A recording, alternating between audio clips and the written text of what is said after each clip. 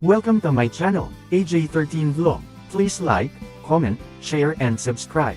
Ceremonial signing of the corporate recovery and tax incentives for enterprises to maximize opportunities for reinvigorating the economy. Create More Act. Layunin ng Create More Act ang pagpapalawak ng Create Act at pagpapadali ng pagnenegosyo sa Pilipinas. Ito ay naglalayong dagdagan ng mga insentibo at benepisyo upang hikayatin ang mga negosyo na mamumuhunan sa Pilipinas habang nililinaw ang mga patakaran sa buwis at insentibo upang maiwasan ang kalituhan sa pagpapatupad ng batas. Pagpapalawak ng VAT at duty incentives. Sa Create More Act, binago ang kinakailangang paraan para makakuha ng insentibong duty at VAT mula sa diretso at exclusable na gamit, at naging direktang ma-attribution kung saan isinama ang gastos na kaakibat at kailangan para sa proyekto o aktibidad ng rehistradong negosyo. Ito rin nagbibigay ng insentibo sa mga high-value domestic market enterprises o DME.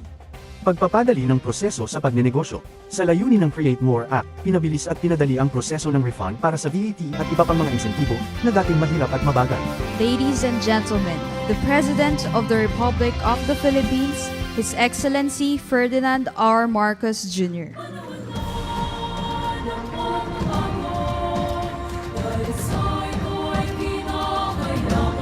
Also with us are distinguished members of the Cabinet and senior government officials, led by the distinguished Executive Secretary Lucas Bersamin, as well as representatives of key development partners and stakeholders. Today, we shall witness the enactment of a priority reform measure, amending the National Internal Revenue Code towards enhancing investment promotion campaign under what may now be known as Create More. We shall now proceed with the enactment ceremony. The following esteemed guests are requested to ascend the stage to stand witness as the President signs the enrolled bills. House Senior Deputy Majority Leader Ferdinand Alexander Marcos III.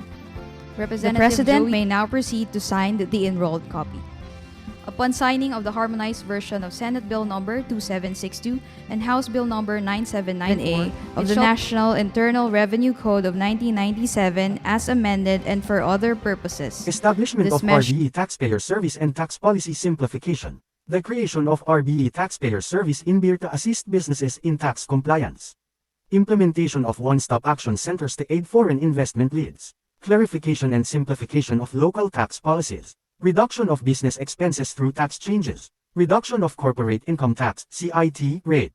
Expansion of tax deductions for the tourism and energy sectors. Improvement of tax incentives and adaptation to global trends. Provision of options for businesses to avail SCIT or EDR from the start of operations.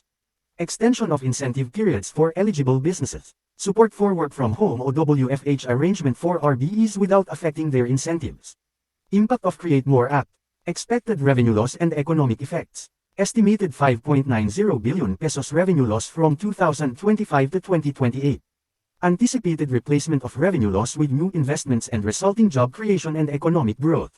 Mga batas at executive orders sa Pilipinas na nagpapalakas sa pagnenegosyo at nagpapabilis ng proseso ng permit at lisensya para sa negosyo, nagbibigay daan sa 100% foreign ownership sa ilang industriya, at nagbibigay suporta sa mga public-private partnership sa infrastruktura. Ladies and gentlemen, the President of the Republic of the Philippines, His Excellency Ferdinand R. Marcos Jr.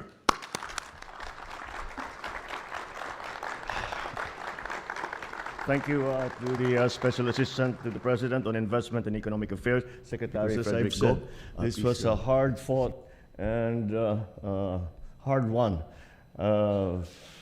bill that really encompassed such a great scope of everything that we are trying to do in our economic transformation. The signing of the corporate recovery and tax incentives for enterprise to maximize opportunities for reinvigorating the economy, a bit of a mouthful, so we'll just refer to it as the Create More Act, is a resounding testament of our commitment to make the Philippines the destination of choice for investments.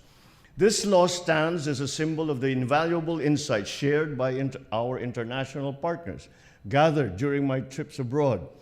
Their feedback has enriched this legislation, a reflection of our resolve to foster a climate where businesses will flourish and continue to meaningfully contribute to the Philippine economy. Pahayag ni Pangulo Marcos hinggil sa kahalagahan ng Create More Act sa pagpapalago ng ekonomiya ng Pilipinas at pangungunahan ang transformasyon nito.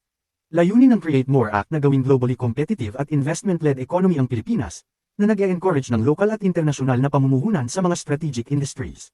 Tax and incentive reforms. VAT and duty incentives are clarified and extended to non-registered exporters and domestic market enterprises. VAT incentives are restored for registered business enterprises or RBEs on essential business expenses. VAT and excise tax refund processes are simplified to improve transparency and reliability. Local taxation and investment approval thresholds. Clarification of local tax obligations during the income tax holiday and enhanced deductions regime is provided. The investment capital approval threshold for investment promotion agencies is increased from 1 billion to 15 billion pesos. Expanded deductions and tax reductions. The income tax rate is reduced from 25% to 20%. Additional deductions for power expenses are doubled to support the manufacturing sector. A 50% deduction is That are introduced for directly tourism attributable reinvestments to and the trade fair conduct of their expenses. business. This means that essential expenses, those reasonably necessary and incidental to their operations, may once again be enjoyed zero-rated, as they were prior to the CREATE Act.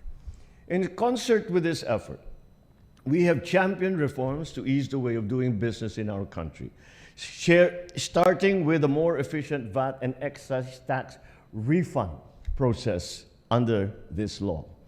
Donations of partners equipment and in the- materials to government and accredited schools are exempted from tax or duty. Incentives for modern work arrangements. Registered business enterprises are allowed to implement work from home, WFH, for up to 50% of their workforce without losing incentives. Protection of previous incentives. Businesses established before the CREATE Act can continue enjoying national and local benefits, including VAT and duty incentives, until development partners. 2034. Let this be Salamat emphasized. PBBM. The Bagong Pilipinas continues to foster an economy where businesses and investments remain at the heart of our progressive development. Maraming salamat sa ating mga legislator. Maraming salamat sa ating mga private sector stakeholders. Maraming salamat sa lahat ng mga eksperto na nagbigay ng kanilang panahon at nagtrabaho upang maipasa natin itong napakahalaga na batas na ito. Maraming salamat at mabuhay ang Bagong Pilipinas. Thank you, Mr.